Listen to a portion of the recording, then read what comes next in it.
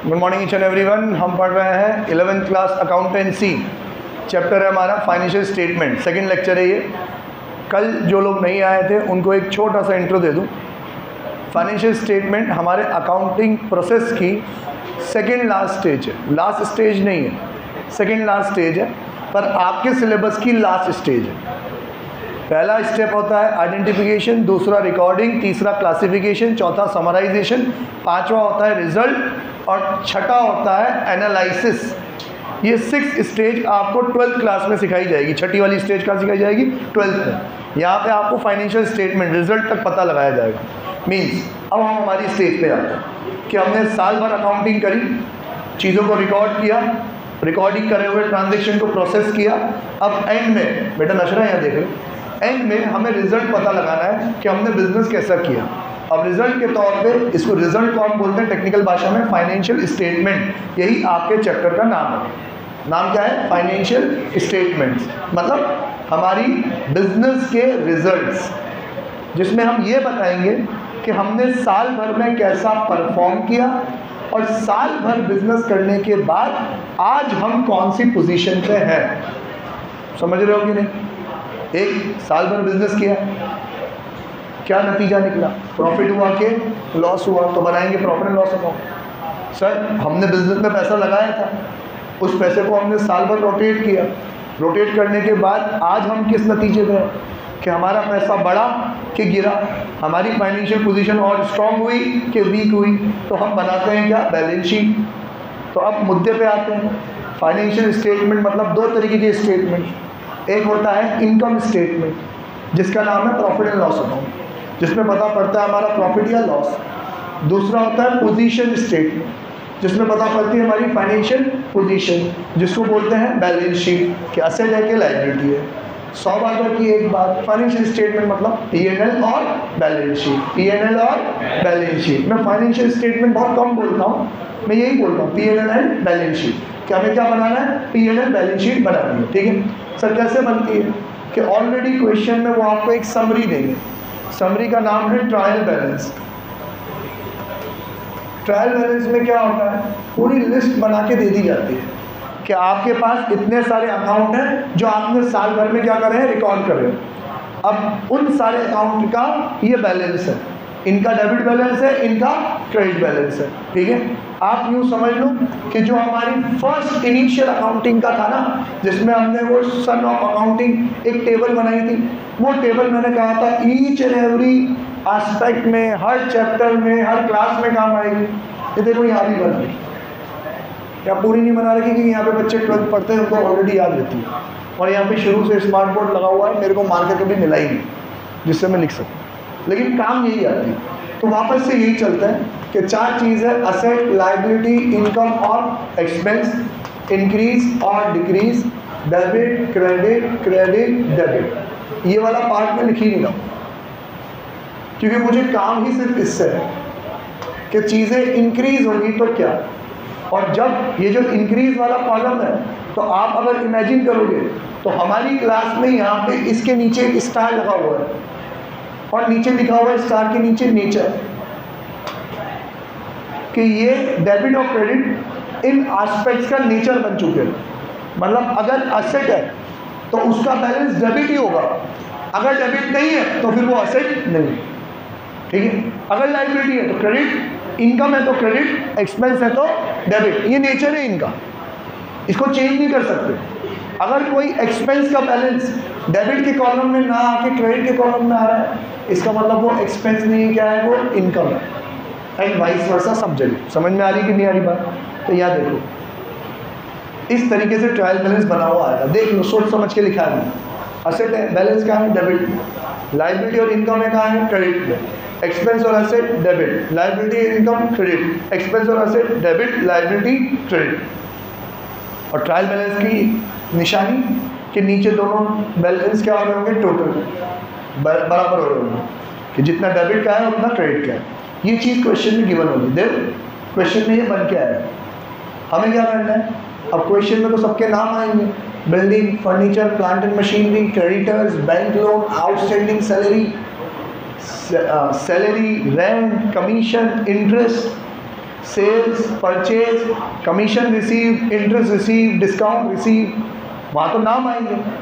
आपके पास ये नॉलेज होनी चाहिए कि जो नाम है ये हमारे लिए असेट है, लायबिलिटी है, इनकम है कि एक्सपेंस है। तो पहला स्टेप हम ALIE मार्क कर दें।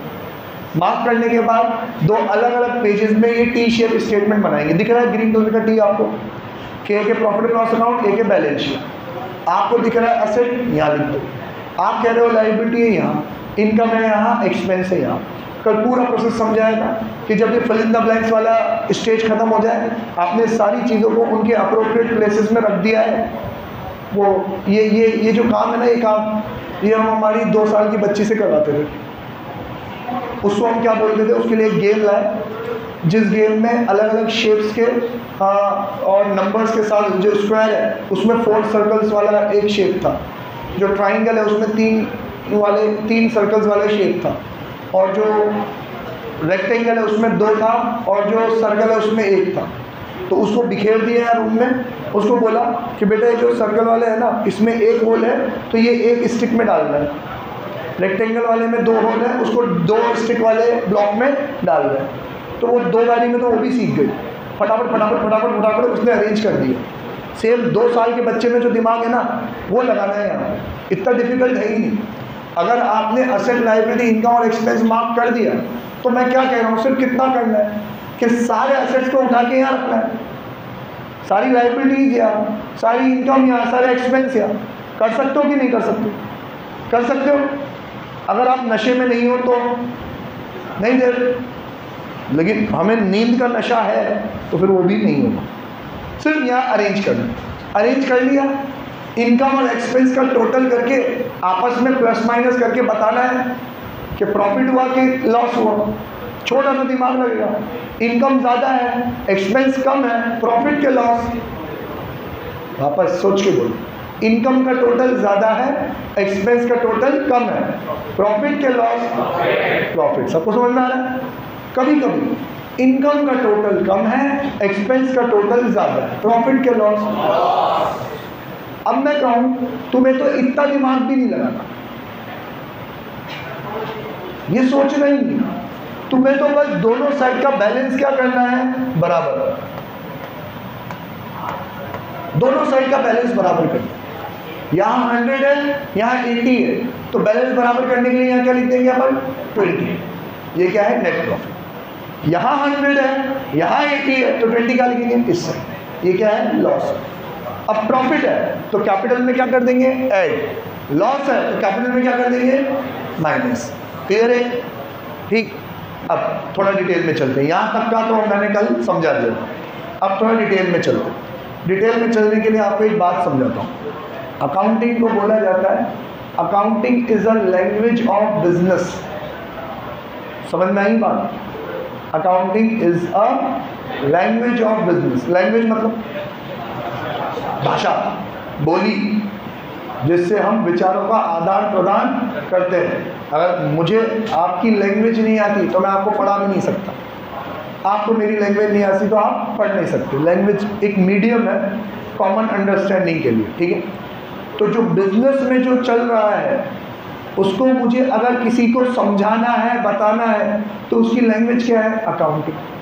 मतलब अकाउंटिंग के थ्रू हम लोगों को इंफॉर्मेशन प्रोवाइड करते हैं कि असल में बिजनेस में क्या चल रहा है, ठीक है? और उस लैंग्वेज का सबसे इम्पॉर्टेंट पार्ट प्ले करता है ये फाइनेंशियल स्टेटमेंट। क्योंकि हम किसी को भी हमारी जर्नल वाली बुक नहीं देते, लेजर वाली मोटी सी बुक नहीं देते, सब्सिडरी बुक, कैश बुक, मोटी मोटी किताबें नहीं देते।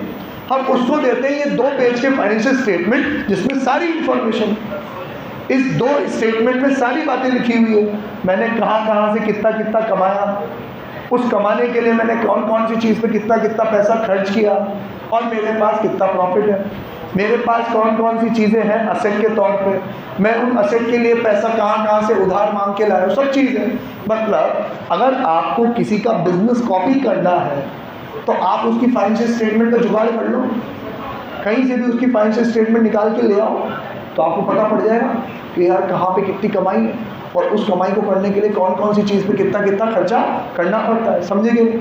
हाँ, बात समझ में आ रही कि नहीं? अगर आज मैं ये कहूँ कि तुम लोगों को अगर इंस्टीट्यूट कोई रन करना है ऐसा, तो मैं मेरे P&L बैलेंस शीट दे दूँगा, तो आपको मेरे P&L बैलेंस शीट से देख के ये पता पड़ जाएगा कि आपका किराया कितना होना चाहिए, आपके स्टाफ की सैलरी कितनी होनी चाहिए, नोट्स पे आपका खर्चा कितना होना चाहिए, कितने स्टूडेंट्स के बेस में कितनी फीस होनी चाहिए, इस क्लासेस को रन करने के लिए कौन कौन से असेट्स आपके पास होने चाहिए, वो असेट कितने के होने चाहिए, सब पता पड़ जाएगा नहीं पड़ जाएगा?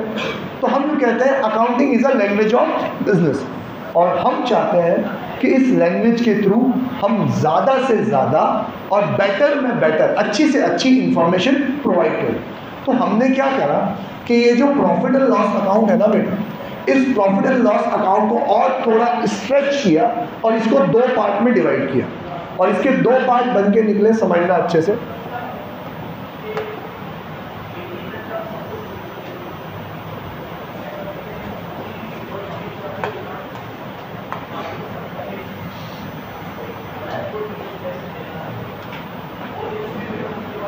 मेन फॉर्मेट का पार्ट जिसको बोलते हैं टी शेप अकाउंटिंग, हर फॉर्मेट टी शेप से स्टार्ट होता है। डिटेल में बनाएंगे इसको, तो एक कॉलम रखेंगे अपन किसका, अमाउंट का, एक कॉलम यहाँ, एक कॉलम यहाँ, पूरे डब्बे को बंद करें अकाउंट की तरह। तो ये बन गया मेरा प्रॉफिट एंड लॉस अकाउंट, ये हेडिंग के लिए, ठीक है। और यहाँ पे अब मैं लिख दूंगा, अब इसका नाम, प्रॉफिट एंड लॉस अकाउंट का नाम चेंज हो जाएगा। नाम देखना क्या है, इसका नाम है trading and profit and loss account. यहाँ लिखूंगा मैं पर्टिकुलर्स। पर्टिकुलर्स का मतलब आप जानते हो ना, पर्टिकुलर्स का मतलब होता है डिटेल्स, और ये है अमाउंट। फिर वापस से पर्टिकुलर्स और अमाउंट। बेटा ये वाली साइड है डेबिट साइड, और ये वाली साइड है क्रेडिट साइड, LHS और RHS। चीज़ें बहुत बहुत बहुत सिंपल है। अभी तक मैं आपको बहुत सिंपल सेंस में समझा रहा था कि प्रॉफिट एंड लॉस अकाउंट में क्या करना है, आपको एक साइड तो सारी इनकम लिख देनी है लाइन से 1 2 3 4 5 6, और एक साइड आपको सारे एक्सपेंस लिख देने जितने भी खर्चे हो 1 2 3 4 5 6। अगर मैं मेरे इंस्टीट्यूट की बात करूं तो मेरे पास 2 तरीके की इनकम, एक कि जो मुझे आपसे फीस आती है, तो पहले तो मैं लिख दूंगा फीस जितना मेरे पास आया, और दूसरा अगर मैंने मेरे नोट्स ऑनलाइन सेल कर दिए हो तो यहाँ लिख दूंगा ऑनलाइन नोट्स सेल्स। तो ये 2 मेरे लिए इनकम है। मान लेते हैं इससे आया 10 लाख, इससे आया 1 लाख, टोटल 11 लाख। फिर यहाँ खर्चे वाली साइड में क्या लिख दूंगा, मेरे जितने भी खर्चे हैं उसमें जो जो अमाउंट हुए हैं, एक सैलरी होगा, सर रेंट होगा, इलेक्ट्रिसिटी एक्सपेंस होगा, प्रिंटिंग एंड स्टेशनरी होगा, रिफ्रेशमेंट का खर्चा होगा, रिपेयर एंड मेंटेनेंस होगा, और बहुत सारे दुनिया भर के खर्चे। इनकम के सोर्स हमेशा कम होते हैं और पैसा कमाना मुश्किल है, तो उसके लिए खर्चे के सोर्सेज बहुत सारे होते हैं। तो हमेशा ये लिस्ट यहाँ नीचे तक पहुँचेगी, लेकिन ये सोर्स भले ही कम हो, सब कुछ इसके लिए किया जा रहा है, तो अमाउंट इन दोनों का ज़्यादा होगा, इन दो सब का अमाउंट कंपैरेटिवली क्या होगा, कम होगा। 11 लाख में से मैं कह रहा हूँ इन सब का टोटल मिला के 8 लाख हो गया। तो अब मैं लिखूंगा नेट प्रॉफिट। प्रॉफिट कितना हुआ भाई, 3 लाख। कंप्लीट, अभी तक ये समझ गए। पर अब क्या करेंगे बेटा, अब इस पूरी इंफॉर्मेशन को मैं 2 हिस्से में ब्रेक करूँगा।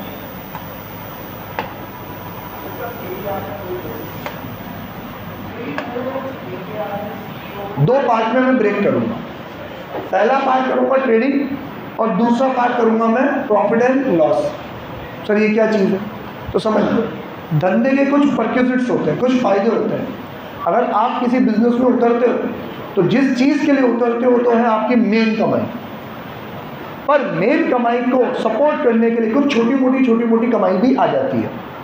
एग्जाम्पल लें तो ये बड़ा सा प्राणी मेरे सामने बैठा है, इसके पापा का जिम है, तो मेन तो इनकी कमाई क्या है, जो लोग भी जिम में सब्सक्राइब करेंगे उनसे जो मेंबरशिप फीस आएगी वो, प्लस ये कह रहा है सर मैं प्रोटीन के डब्बे भी बेच देता हूँ। तो अब मेन कमाई अलग है और प्रोटीन के डब्बा इसका सब्सिट्यूट है, उसके लिए जिम नहीं खोला, जिम की सर्विस अलग है। सेम चीज़ मेरे लिए भी है, फीस मेरी अलग है, मेन कमाई। लेकिन जो नोट सेल करना वो दूसरी चीज़ है ना। तो इस तरीके से हम क्या करते हैं, मेन कमाई को ले लेते हैं ट्रेडिंग, और ट्रेडिंग का मतलब होता है व्यापार। व्यापार मतलब कोई चीज़ परचेज करना और फिर उसको क्या करना, सेल करना। इसको मैं क्या करता हूँ, ट्रेडिंग कहता हूँ। तो अब मैं प्रॉफिट एंड लॉस अकाउंट को दो हिस्सों में बांटूंगा। पहला हिस्सा तो रहेगा मेरा ट्रेडिंग अकाउंट और दूसरा हिस्सा रहेगा मेरा P&L। ये फर्स्ट हाफ जो है मेरा, ये इसको मैं कहूँगा ट्रेडिंग अकाउंट। और इसके बाद ये नदी बना दी बीच में, इसके बाद का जो हिस्सा है इसको मैं बोलूँगा P&L अकाउंट। ठीक है सर, ट्रेडिंग में और P&L में क्या है बेटा, इंफॉर्मेशन सिस्टम है ना, लैंग्वेज है। मुझे समझाना है कि मेरे मेन धंधे में कितना दम है और मेरे ओवरऑल बिजनेस में कितना दम है। तो मैं ये बताना चाहता हूँ ट्रेडिंग में, ट्रेडिंग मतलब खरीदना और बेचना। मान लेते हैं मैं अगर इस बॉटल की ट्रेडिंग करता हूँ तो मैं ये बताना चाहता हूँ कि इस बॉटल को खरीद के बेचने में कितनी कमाई, मतलब मेरा जो मेन लाइन ऑफ बिजनेस है ना, जो मेरा मेन कामकाज है, उसमें से कमाई कितनी है। कि अगर मैं 10 रुपये की बॉटल खरीदूँ तो मैं कितने में बेचता हूँ, 15 रुपये में। तो सर आपकी कमाई 5 रुपये है बॉटल में। मैंने ऐसी 1 लाख बॉटल बेच दी तो मेरी कमाई कितनी हो गई, 5 लाख। लेकिन क्या 5 लाख रुपये को मैं घर लेके जा सकता हूँ क्या? नहीं। इस बॉटल को खरीद के बेचने के लिए, बेचना बहुत मुश्किल है, बेचने के लिए मुझे पूरा सेटअप लगाना पड़ता है। मेरे को दुकान लेनी पड़ी किराए पे, दुकान में नौकर चाकर रखने पड़े, उनको सैलरी देनी पड़ी, बिजली का खर्चा देना पड़ा, रिपेयर एंड मेंटेनेंस, आने जाने का, लाने ले जाने का खर्चा, बहुत सारे खर्चे करने पड़े। तो आपको क्या दिख रहा है, सर 10 की बॉटल 5 में बिक रही है, 5 रुपये का प्रॉफिट है। हाँ, ये 5 रुपये का प्रॉफिट मेरा नेट प्रॉफिट नहीं है। ये 5 लाख कमाने के बाद इस बिजनेस को सरवाइव करने के लिए बहुत सारे छोटे मोटे दूसरे खर्चे भी करता हूँ, इसकी एडवर्टाइजिंग भी तो करता हूँ, वो सारी चीज़ें भी तो माइनस होगी। तो सर वो सारे खर्चे कितने के हो गए, 3 लाख रुपए के। तो मेरा नेट प्रॉफिट कितना बचा, 2 लाख। तो मैं क्या कह रहा हूँ समझना, मैं 10 रुपए की 1 लाख बॉटल खरीद के लाया, तो माल जो मैंने परचेज किया ना, परचेज हो गया 10 लाख। और फिर इस माल को मैंने बेचा, कितने में बेचा, सारी की सारी बॉटल मैंने बेच दी। तो मेरी सेल्स कितनी हो गई, 15 रुपये के हिसाब से 15 लाख। तो 5 लाख को मैं कहूँगा ग्रॉस प्रॉफिट। क्या बोलूँगा बेटा, ग्रॉस प्रॉफिट मतलब मोटा मोटा प्रॉफिट। मोटा मोटा प्रॉफिट मतलब मेन धंधे का प्रॉफिट, प्रोडक्ट का प्रॉफिट, ट्रेडिंग का प्रॉफिट, चीज़ें खरीद के बेचने में कितना प्रॉफिट है, ये प्रॉफिट। लेकिन सर बिजनेस करना आसान है, ये सिर्फ प्रोडक्ट का प्रॉफिट है, बिजनेस का प्रॉफिट नहीं है। बिजनेस का प्रॉफिट तो क्या हो जाएगा, कम हो जाएगा, क्योंकि बिजनेस करना बहुत मुश्किल है, बहुत सारे खर्चे करने हैं। तो अब इस ग्रॉस प्रॉफिट को मैं नीचे लूँगा, यहाँ पे लिख दूंगा दोनों साइड बराबर करने के लिए 15 लाख और 15 लाख। अब इस ग्रॉस प्रॉफिट को नीचे लेके आऊँगा कि देखो मेन प्रॉफिट तो 5 लाख हुआ था, लेकिन अब फिर दूसरे मेरे खर्चे भी तो हो गए। कौन कौन से खर्चे हो गए, सर लड़कों को सैलरी देनी पड़ी, उसके बाद मुझे रेंट देना पड़ा, कमीशन देना पड़ा, एडवर्टाइजमेंट का एक्सपेंस देना पड़ा, सर इंटरेस्ट देना पड़ा, और छोटे मोटे सारे खर्चे। ये सब अपने अपने अमाउंट से मैं लिखूंगा। सर ये खर्चा कितना हो गया, 3 लाख। तो नीचे नेट प्रॉफिट कितना आ जाएगा, 2 लाख रुपये। 5 में से 3 का दूसरा खर्चा हो गया, नेट प्रॉफिट कितना हो गया, 2 लाख। अब मैं चाहता तो ये नदी नहीं बनाता। सर कौन सी नदी नहीं बनाते, मैं ये चीज़ करता ही नहीं। क्या ज़रूरत आ रही है, सारी इनकम लिखो 5-15 लाख, सारे खर्चे लिखो। सर माल खरीदा 10 लाख का, ये दूसरे खर्चे हुए 10 प्लस दूसरे खर्चे 3, 13 लाख का खर्चा, 2 लाख का प्रॉफिट आता कि नहीं आता, आता। सर सिंपली रवि तो आ ही रहा था ना, ये बीच में नदी बनाने की जरूरत क्या आ गई आपको, क्योंकि accounting is an information system. मैं सिर्फ इन्फॉर्म करना चाहता हूँ कि देख प्रोडक्ट में कितना दम है और मेरे धंधे में कितना दम है। प्रोडक्ट में बहुत दम है, 10 की चीज़ 5 में बिक रही है, 1.5 हो रहा है, 5 का प्रॉफिट ला के दे रहा है। लेकिन आज के ज़माने में बिजनेस करना आसान नहीं है, माल बेचने के लिए बहुत सारे दूसरे खर्चे करने पड़ रहे हैं। तो बिजनेस का प्रॉफिट कितना है, सिर्फ 2 लाख। अब क्या होगा कि सर 2 लाख रुपये कमाए ना, तो हो सकता है कि मैं कहीं पे कोई इन्वेस्ट कर दूँ, या मुझे छोटा मोटा कहीं से डिस्काउंट मिल जाए, मुझे भी किसी चीज़ का कमीशन मिल जाए। तो मेरी कमाई तो यही है, लेकिन मेरी दूसरी छोटी मोटी कमाई भी तो हो सकती है ना। तो वो छोटी मोटी कमाई कहाँ आएगी, ग्रॉस प्रॉफिट के नीचे, कि सर मुझे है ना डिस्काउंट रिसीव हुआ, तो डिस्काउंट रिसीव कितने का हुआ वो यहाँ लिख दो। सर मैंने कहीं पे पैसे जमा करा रखे हैं तो मुझे इंटरेस्ट भी क्या हुआ, रिसीव हुआ। ठीक है सर, मैंने किसी का कोई काम करा दिया तो मुझे क्या मिला, कमीशन भी मिला। तो धंधे का प्रॉफिट 5 लाख था, प्लस मेरे को ये 20-50 हज़ार रुपये का प्रॉफिट और हो गया, तो अब मेरा टोटल प्रॉफिट हो गया 5,50,000। और दूसरे छोटे मोटे खर्चे कितने हो गए, 3 लाख। 5,50,000 में से 3 लाख गए, नेट प्रॉफिट कितना हो गया, 2,50,000। समझ में आया कि नहीं आया, क्लियर है सबको। अब अपन क्या करते हैं कि ये जो मेरा ट्रेडिंग और प्रॉफिट एंड लॉस अकाउंट है ना, तो ये ट्रेडिंग को मुझे अलग समझना है, प्रॉफिट एंड लॉस अकाउंट को अलग समझना है। तो पहले चलते हैं ट्रेडिंग में। ट्रेडिंग का सबसे बड़ा क्वेश्चन मार्क ये होता है, ट्रेडिंग अकाउंट बनाने के लिए सबसे बड़ा क्वेश्चन मार्क ये होता है कि सर कौन कौन से एक्सपेंस ट्रेडिंग में आएंगे और कौन से खर्चे P&L में आएंगे। सबसे बड़ा क्वेश्चन ही है कि कौन सा खर्चा ट्रेडिंग में और कौन सा खर्चा P&L में। ये कैसे डिसाइड करें, तो टेंशन नहीं लो, बहुत बहुत बहुत सिंपल एस्पेक्ट है, बहुत सिंपल। आप यूँ समझो, पहले तो ट्रेडिंग एक कहानी के रूप से समझ लेते हैं।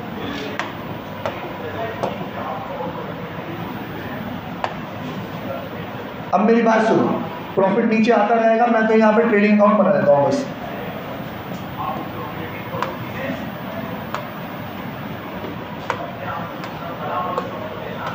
ये इतना पोर्शन क्या है मेरा, ट्रेडिंग। अब कहानी सुनते जाना। मैं माल परचेज करके लाया कितने का, 10 लाख। तो सबसे पहले मैं लिखूंगा, ये 2 वाली साइड है, तो यहाँ लिखूंगा 2 परचेजेस 10 लाख। अब मैं कह रहा हूँ 10 लाख में से 2 लाख का माल तो मैंने लौटा दिया, वापस ही कर दिया, तो उसको क्या बोलेंगे अपन, परचेजेस रिटर्न। तो परचेजेस में से माइनस कर दूंगा लेस परचेज रिटर्न, कितना, 2 लाख। तो नेट परचेज आउटर कॉलम में चला जाएगा कितना, 1 लाख। अब मैंने माल बेचा, तो यहाँ पे लिखूंगा मैं बाय सेल्स, कितना, 16 लाख रुपए। लेकिन सर जो माल बेचा था उसमें से 1 लाख का माल वापस आ गया, तो वो क्या है मेरे लिए, सेल्स रिटर्न। तो जैसे परचेज में से परचेज रिटर्न माइनस हुआ, वैसे सेल्स रिटर्न से क्या माइनस हो जाएगा, सेल्स रिटर्न। 1 लाख रुपए, कितना हो गया, 15 लाख। ये सारी इंफॉर्मेशन टेबल में जमा के दे रखी होगी। Purchase 10 lakh, purchase return 2 lakh, sales 16 lakh, sales return 1 lakh. आपको फिल इन द ब्लैंक्स की तरह जमाना है, और कितना आसान है, इनकम इधर, एक्सपेंस उधर। अब परचेज में से नशे में भी कोई आदमी हो तो माइनस क्या करेगा, परचेज रिटर्न के सेल्स रिटर्न। परचेज में से परचेज रिटर्न माइनस करेगा, सेल्स में से सेल्स रिटर्न माइनस करेगा। अभी ये देखने से क्या लग रहा है कि मेरा 8 लाख का माल कितने में बिका, 15 लाख में, प्रॉफिट कितना हो गया, 7 लाख रुपए। पर मैंने कहा कि अभी एक कहानी और बाकी, उसको बोलेंगे अपन ओपनिंग स्टॉक। कि मेरे पास साल जब शुरू हुआ ना तो ऑलरेडी माल पड़ा था, कितने का, 2 लाख का। ये भी क्वेश्चन में गिवन होगा, तो इसका मतलब लॉजिकली सोचो, 2 लाख का माल था, 10 का और खरीद के लाए, 10 में से 2 तो आपने लौटा दिया, कितना लाए, 8 का और लाए, 2 + 8 कितने का हो गया, 10। 10 का माल आपने कितने बेचा, 15, तो प्रॉफिट कितना हुआ, 5। तो अब इस ओपनिंग स्टॉक को मैं यहाँ लिखूंगा 2, ओपनिंग स्टॉक कितना, 2 लाख। सर एक बात बताओ, सारा माल बेच दिया क्या, 2 का आपके पास ऑलरेडी था, 8 का और खरीद के लिया है, टोटल कितने का हो गया, 10। 10 के 10 का माल आपने 15 में बेच दिया क्या, कि नहीं यार, कि फिर मेरे पास 3 लाख का माल अभी भी बचा हुआ पड़ा है। 3 लाख का माल अभी भी बचा पड़ा है, तो मतलब वो बिका नहीं है। 10 में से 3 का पड़ा है, तो आपका माल कितने का बिका है, 7 लाख का। 7 का माल कितने में बिका है, 15 में। प्रॉफिट कितना है आपका, 8 लाख। तो जैसे आपने ओपनिंग स्टॉक को यहाँ लिया, तो क्लोजिंग स्टॉक को कहाँ लिखोगे, अपोजिट साइड, यहाँ लिखोगे बाय क्लोजिंग स्टॉक। अब बहुत सारे बच्चे इसमें क्वेश्चन पूछते हैं, उनका क्वेश्चन भी वैलिड है, सर जो माल बिका नहीं है उसको आपने ये क्रेडिट वाली साइड क्यों लिखा। आप तो इतनी देर से समझा रहे थे कि यहाँ पे क्या आती है, इनकम। तो ये जो माल बिका नहीं वो इनकम कैसे हुई। तो एक बात बताओ, जो माल बिका नहीं है वो आपका खर्चा है क्या, खर्चा भी नहीं है ना। खर्चा तो क्या है, जिसका बेनिफिट इस साल मिले। जो माल बिक गया उसका बेनिफिट इस साल मिल गया, तो वो क्या है आपके लिए खर्चा। और जो माल नहीं बिका वो अगले साल बिकेगा, तो वो क्या है आपके लिए असेट। तो आप कह रहे हो कि आपका टोटल खर्चा कितना हुआ, 10। मैं कह रहा हूँ 10 नहीं हुआ, 7 अभी बाकी है। तो या तो मुझे क्या करना चाहिए, इस 10 में से ही 3 क्या करना चाहिए, माइनस करना चाहिए।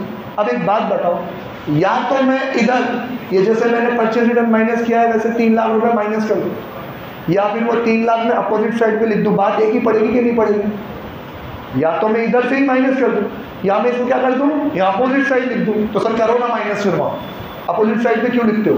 क्योंकि बेटा ये क्लोजिंग स्टॉक आपकी एफिशिएंसी शो करता है, और अकाउंटिंग एक बिजनेस लैंग्वेज है, तो मुझे उनको सारी बात बतानी है कि मैं कितना एफिशिएंट हूँ। अगर मैं ये 3 लाख के माल को 6 लाख कर दूँ तो साफ साफ ये प्रकट हो रहा है कि अबे साले जब तुझसे माल बिकता नहीं है तो खरीद के क्यों लाता है, समझे कि नहीं? तू 8 लाख का माल खरीद के ले आया, 6 लाख तो तेरे पास ही पड़ा है, तू खरीद के क्यों लाया? तो ये साफ साफ क्या है, एफिशिएंसी है, सॉरी इनएफिशिएंसी है। पर मैं कहूँ कि सर 8 लाख का माल लाया ना, सिर्फ एक का ही बचा है, मतलब मैंने 7 लाख का माल बेच दिया, तो अब मैं क्या हूँ, एफिशिएंट हूँ, समझे कि नहीं? एक एग्जाम्पल से समझते हैं। 2 व्यापारी हैं, दोनों का सेल्स 10 लाख और 10 लाख है, दोनों की सेल कितनी है, 10 लाख 10 लाख। एक का स्टॉक 5 लाख है, एक का स्टॉक 1 लाख है, बस कौन ज़्यादा बढ़िया है, ए के बी? सोच के बोलना। दोनों का टर्नओवर, दोनों की सेल 10 लाख 10 लाख, इसके पास स्टॉक पड़ा है 5, इसके पास स्टॉक पड़ा है 1, कौन बढ़िया, ए के बी?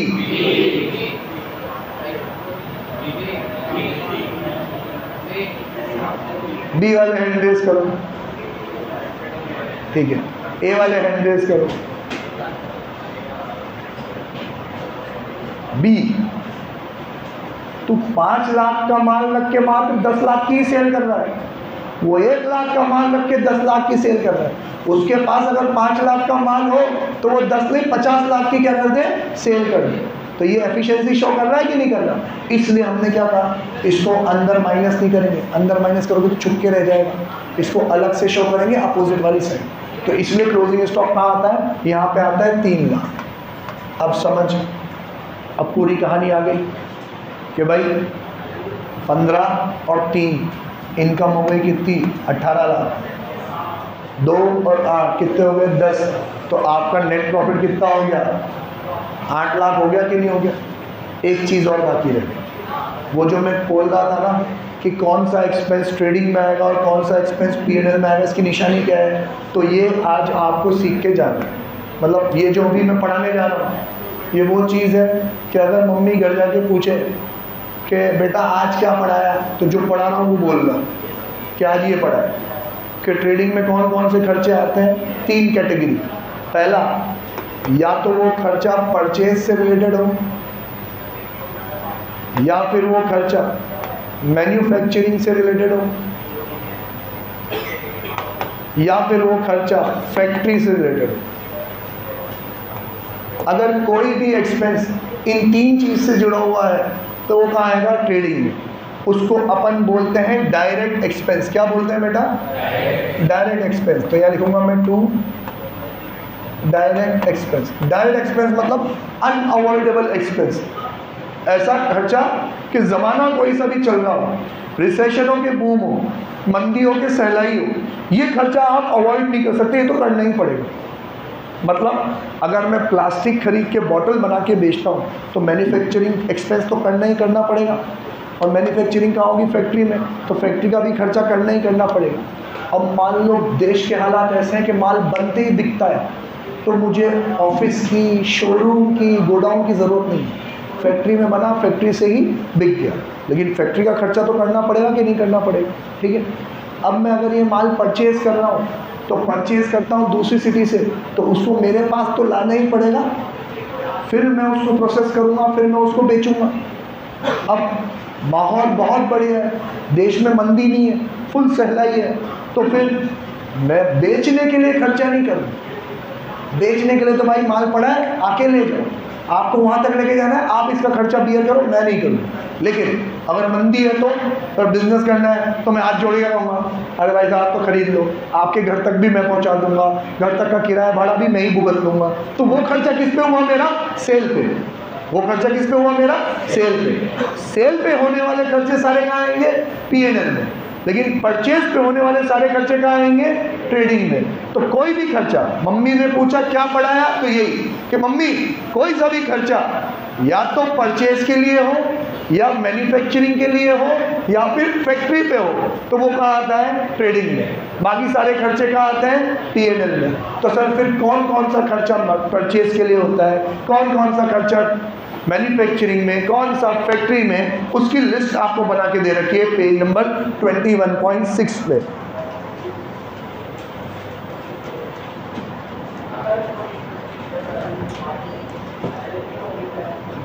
जल्दी जल्दी खोलो, क्या तुम मरियल की तरह पन्ने पलटा रहे हो? जैसे सांप सूख गया हो तुम्हें कि बस अब मौत आने ही वाली है, अब क्या करेंगे पढ़ के?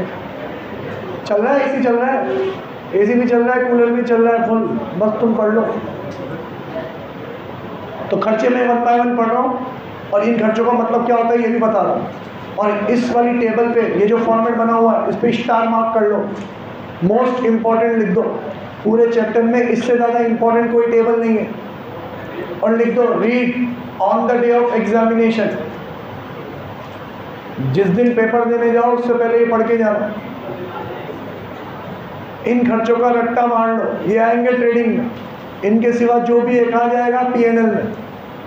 तो देखो सबसे पहले लिखा हुआ है ओपनिंग स्टॉक, फिर लिखा हुआ है परचेजेस, उसमें से माइनस हो रहा है परचेजेस रिटर्न। परचेज रिटर्न का दूसरा नाम है रिटर्न आउटवर्ड। माल रिटर्न होके कहाँ जा रहा है? बाहर।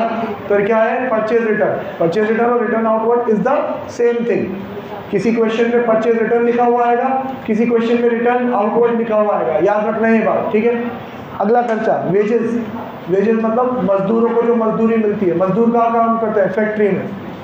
वेजेस एंड सैलरीज, अब ये स्टार मार्क कर लो वेजेस एंड सैलरीज पे, और वेजेस को अंडरलाइन कर लो, और फिनोमिना सीख लो। 11वीं क्लास का किताब लिखने का NCERT का फॉर्मूला ही है। ज्ञान ये कहता है कि अगर मजदूरों को तनख्वाह दे रहे हो तो वेजेस, और कर्मचारियों को, स्टाफ को पैसे दे रहे हो तो सैलरी। मजदूर काम करते हैं फैक्ट्री में, स्टाफ काम करते हैं ऑफिस में। तो फैक्ट्री में खर्चा हो रहा है कहाँ आएगा? ट्रेडिंग में। ऑफिस के लिए खर्चा हो रहा है कहाँ आएगा? P&L में। तो अगर वेजेस लिखा हुआ है तो कहाँ आएगा? ट्रेडिंग में। चेरी तुझसे पूछूंगा मैं ये हमेशा, ये वाला क्वेश्चन हमेशा तुझसे ही पूछूंगा कि वेजेस लिखा हुआ होगा तो कहाँ आएगा? ट्रेडिंग में। सैलरी लिखा हुआ होगा तो कहाँ आएगा? P&L में। अब ये लोग आपके साथ खेलते हैं, खिलवाड़ करते हैं, चीटिंग करते हैं। क्या ये लिखते हैं वेजेस एंड सैलरी? सर इसमें तो दोनों ही है, वेजेस भी और सैलरी भी है। तो पहले क्या लिखा हुआ है? वेजेस। तो फिर कहाँ जाएगा ये? ट्रेडिंग। किसी किसी क्वेश्चन में आएगा सैलरीज एंड वेजेस, तो पहले क्या लिखा हुआ है? सैलरी। कहाँ आएगा ये? P&L में। सबको समझ में आया हो कि ना? चलिए तेरे को समझ में आया। अब मैं क्वेश्चन पूछ लूँ, वेजेस कहाँ आएगा?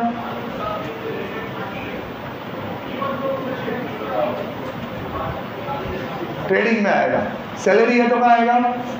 P&L में। सैलरीज एंड वेजेस लिखा हुआ है तो P&L में। वेजेस एंड सैलरी लिखा हुआ है तो ट्रेडिंग में। सबको समझ में आ गया? अब सब जोर से, पास में इस इंस्टीट्यूट का सीनियर मोस्ट बैठा हुआ है। मतलब अभी तो अपन शाम को पढ़ते थे तो तुमसे 1 क्लास सीनियर पढ़ते थे, अब यहाँ पे तुमसे 4 क्लास सीनियर बैठे हुए।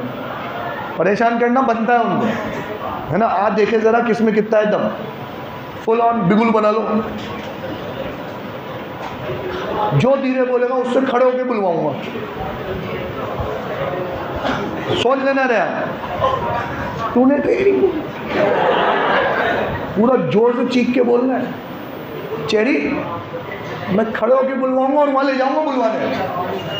Okay ready? अगर वेजेस है तो सिर्फ ये बोलना है ट्रेडिंग P&L। वेजेस है तो सैलरी है तो सैलरीज एंड वेजेस है तो वेजेस एंड सैलरी है तो wages wages salary salary wages and salary.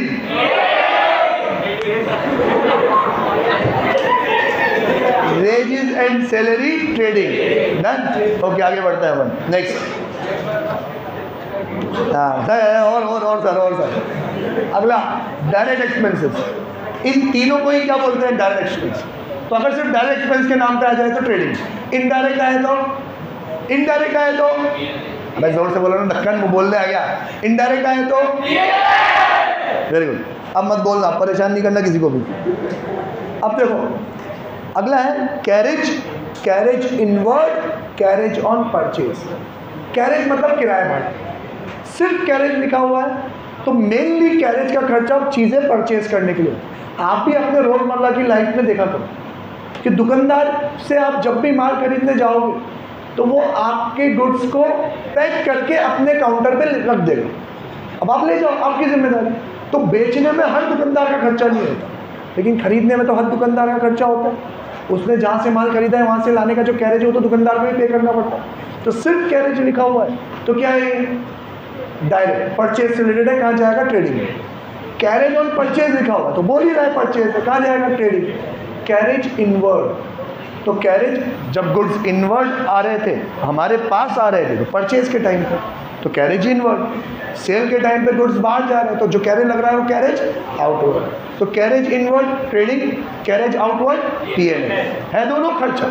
कुछ बच्चे यूँ समझ लेते हैं सर कैरेज इनवर्ड तो हमारे लिए एक्सपेंस है, कैरेज आउटवर्ड हमारे लिए इनकम है। ऐसा नहीं है। इनवर्ड मतलब खरीदते टाइम खर्चा, आउटवर्ड मतलब बेचते टाइम। तो जो खरीदते टाइम है वो ट्रेडिंग, जो बेचते टाइम है वो पीएनएल। नेक्स्ट अगला है गैस, फ्यूल एंड पावर। तो गैस, फ्यूल एंड पावर ये बड़ी बड़ी मशीनों को चलाने में काम आते हैं। कहाँ आएगा? फैक्ट्री में। लेकिन अगर आए इलेक्ट्रिसिटी, सिर्फ इलेक्ट्रिसिटी, तो बिजली तो कहाँ लगती है? हर जगह लगती है, तो वो कहाँ आएगा? पीएनएल। फिर है फ्रेट एंड कार्टेज। अब ये फ्रेट एंड कार्टेज का भी मामला कैरेज जैसा ही है, सिर्फ फ्रेट एंड कार्टेज लिखा हुआ हो तो trading. Freight on purchase trading, freight on sale PNL, carriage on sale PNL, cartage on sale PNL, cartage on purchase trading, cartage inward trading, freight inward trading. परचेज से जुड़ा हुआ है तो ट्रेडिंग रहेगा यार। Okay next manufacturing expense, productive expense trading, factory expense सिर्फ आए factory expense trading, factory lightning trading, factory rent trading. लेकिन सिर्फ आए लाइटनिंग, सिर्फ आए रेंट तो कहाँ आएगा? पीएनएल। फैक्ट्री वर्ड जुड़ रहा है तो ट्रेडिंग, नहीं तो PNL. Dock charges and clearing charge. Sir ये डॉक चार्जेस क्लियरिंग चार्जेस क्या होते हैं? जब आप इंपोर्ट करवाते हो, विदेश से माल खरीद के लाते हो, तो वो माल पहले आता है हमारे डॉकयार्ड पर, बंदरगाह पर। आपने देखे होंगे ना बड़े बड़े कंटेनर पड़े रहते हैं, शिप से कंटेनर आते हैं, तो वो जहाँ पे कंटेनर पड़े रहते हैं बड़े बड़े, एक के ऊपर एक थप्पी लगी हुई रहती है, उसको बोलते हैं डॉकयार्ड। तो फिर आपको वहाँ से माल क्लियर कराने में कस्टम ड्यूटी पे करनी पड़ती है, टैक्स पे करना पड़ता है। तो वो सारा जो खर्चा होता है वो माल खरीदते टाइम ही लगा ना, तो वो भी कहाँ आएगा? आपके ट्रेडिंग में। अब बेटा देखो मैं समझा रहा हूँ ढंग से, तुम्हें याद रखना पड़ेगा, याद नहीं रखोगे तो इतनी मेहनत सब बेकार जाएगी। अगला इंपोर्ट ड्यूटी और कस्टम ड्यूटी, ये भी खरीदते टाइम लगता है। इंपोर्ट मतलब खरीदना, विदेश से माल खरीदना, एक्सपोर्ट मतलब विदेश में माल बेचना। तो एक्सपोर्ट से रिलेटेड खर्चा है, सेल्स से रिलेटेड खर्चा है पीएनएल में, इंपोर्ट से रिलेटेड खर्चा है मतलब परचेज से रिलेटेड कहाँ आएगा? ट्रेडिंग में। देन रॉयल्टी, जानते हो रॉयल्टी क्या होती है?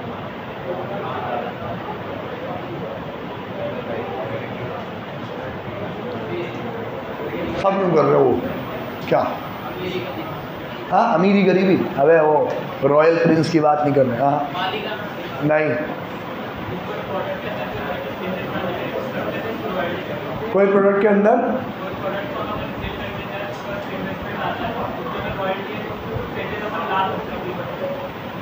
नहीं, प्रोडक्ट सही बोला लेकिन बाकी सब कुछ गलत बोला।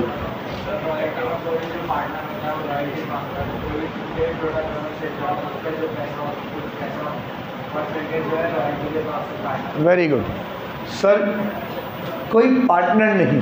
अब ये रॉयल्टी किस चीज़ में होती है? ये होती है इंटेंजिबल असेट्स के केसेस में, पेटेंट्स या कॉपीराइट में। 3 इडियट्स देखी?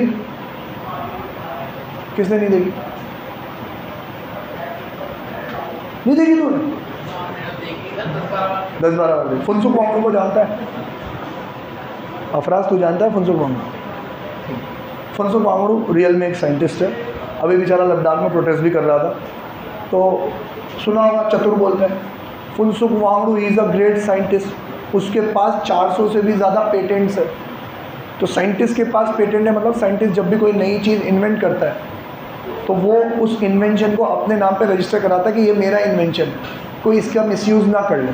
क्योंकि आज मैं कोई एक बढ़िया वाला प्रोडक्ट बनाऊँ, कल लोग उसको ख़रीद के उसके चेक करके उसको कॉपी कर लें तो वो अपने नाम पे रजिस्टर करा देता है कि ये मैंने बनाया, मेरा पेटेंट है। पेटेंट मतलब इन्वेंटर का सर्टिफिकेट कि ये आपका इन्वेंशन है, आपके सिवा कोई इसको मैन्युफैक्चर नहीं कर सकता।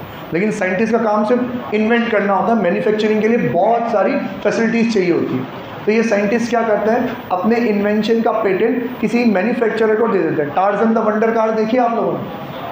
हाँ, अजय देवगन वाली शुरू से देखी हो तो अजय देवगन को फोर्ड फॉक्स गाड़ी के एक्सीडेंट में मार देते हैं, ठीक है। वो अजय देवगन फोर्ड फॉक्स के पास जाता है, विलन्स के पास, कि ये मेरे कार का डिज़ाइन है, आप इसको मैन्युफैक्चर करके बेचो, मुझे 40% रॉयल्टी चाहिए।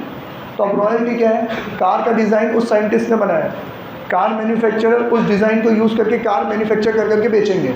तो वो साइंटिस्ट ये कह रहा है कि मेरे डिज़ाइन से जितनी कार मैन्युफैक्चर करके बेचोगे उस हर कार के ऊपर मेरे को सर्टेन परसेंटेज की क्या चाहिए, रॉयल्टी चाहिए। बागबान मूवी देखी है? बागबान मूवी देखिए, बागबान नहीं देखी? सर्च करना, देखना, आज का होमवर्क। बागबान मूवी में क्या होता है, अमिताभ बच्चन एक किताब लिखता है, वो किताब एक पब्लिशर के पास पहुंच जाती है। पब्लिशर जितनी किताब प्रिंट करता है, हर प्रिंट के ऊपर उसको क्या देता है, रॉयल्टी देता है। जैसे आपकी ये बुक है DK गोयल, लेकिन बुक को पलटा के देखो, अविचल पब्लिकेशन या पलटा, अभी उनका बंटवारा हुआ तो दूसरा कोई होगा, क्या नाम है, अविचल ही है, अविचल पब्लिशिंग कंपनी। तो ये है पब्लिशर, राइटर कौन है, DK गोयल। DK गोयल से बुक लिखता है, छापता कौन है, अविचल। तो अविचल वाला जितनी भी बुक्स छाप के बेचेगा उसके ऊपर इसको क्या देगा, रॉयल्टी देगा। तो यार जितनी चीज़ें मैन्युफैक्चर हो रही है उसके ऊपर पैसा देना पड़ रहा है ना, तो ये खर्चा किससे रिलेटेड हो गया, मैन्युफैक्चरिंग से। तो ये भी कहाँ आएगा, ट्रेडिंग में। क्लियर है ये बात? अगला,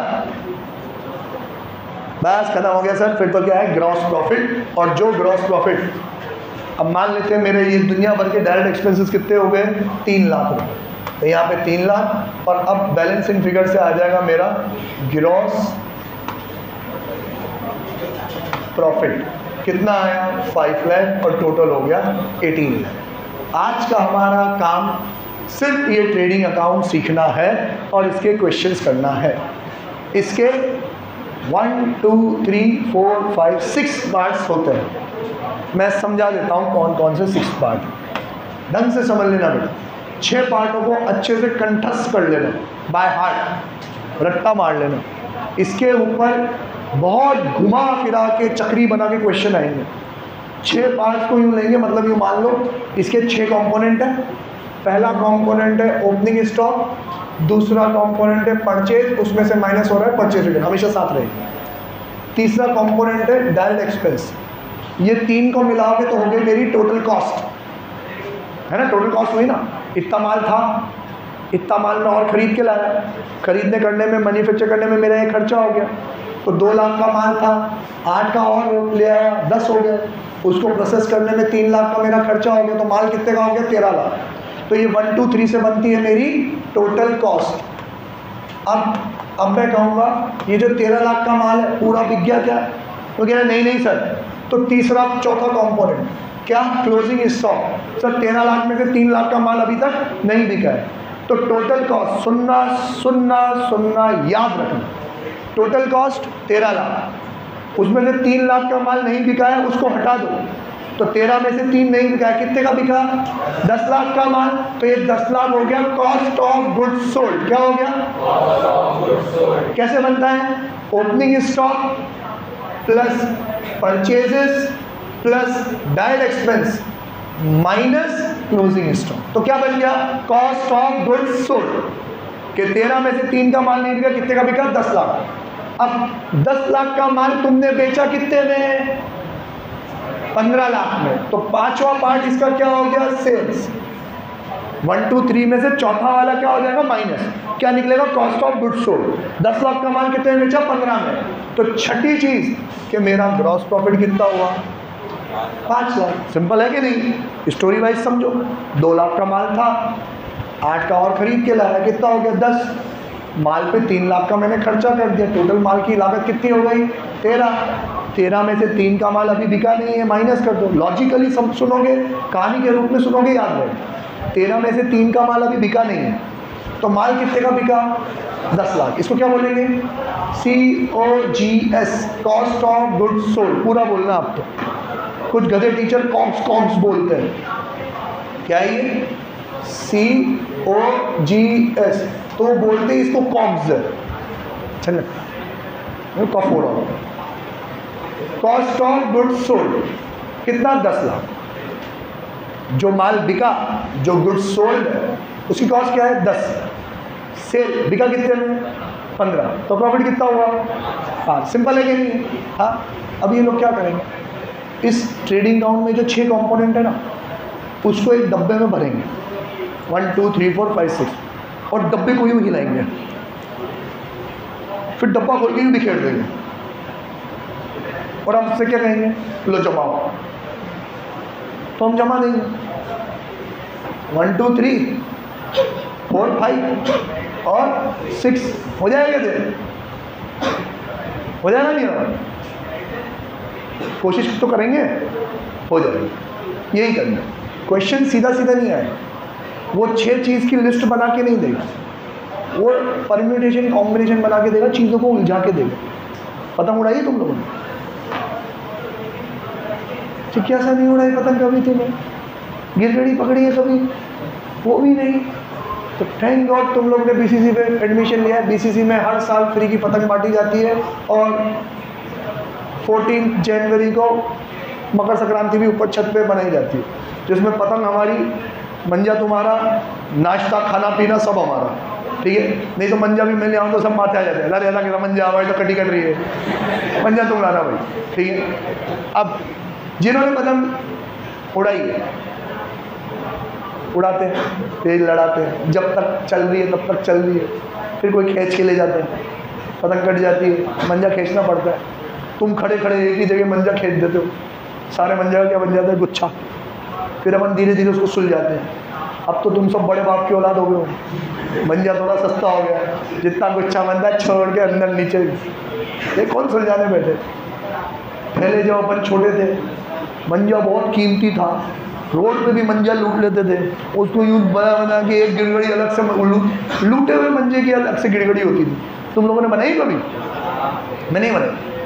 2 गिड़गड़ी होती थी, एक मेरी खरीदी हुए मंजे की, एक लूटे हुए मंजे की। खरीदे हुए मंजे पाप मम्मी पैसे देती नहीं थी, कंजूस साली, तो उसमें 15 रुपये की सब्जी, 5 रुपये का मंजा, है ना? और इधर ये बढ़ जाता था फुल, कि दिन भर मेरा काम कुछ नहीं रहता, सिर्फ पतंग लूटना मेरा काम रहता था। मैं पूरे 3 महीने पतंग, 3 तो महीने अब उड़ती ही नहीं है पतंग, मैं पूरे 2 महीने पतंग लूटता था और एक ही दिन पतंग उड़ाता था। बाकी बात मैं छत पे इंतजार ही करते रहता, कब पतंग कट के आएगी, दिन भर छत पे रहता। तुम लोग थे, ऐसा है तुम्हारे साथ हुआ था कभी? नहीं, तुमने बचपन जिए ही नहीं कभी, ठीक है? पतंग खरीद के अगर उड़ाई तो फिर क्या उड़ाएगा? मेरा तो आज भी पतंग खरीदने का मन नहीं होता, तो तुम्हारे लिए मैं 1000 पतंग खरीदता हूँ, ठीक? चलो, तो ये जो उलझन है उसको मंजे की तरह अपन को सुलझाना है। 5 मिनट का ब्रेक है, उसके बाद वापस कंटिन्यू करेंगे अपन। बाय टाटा सी यू, नहीं बाय टाटा सी यू का, फिर मिलते हैं अपन ब्रेक के बाद।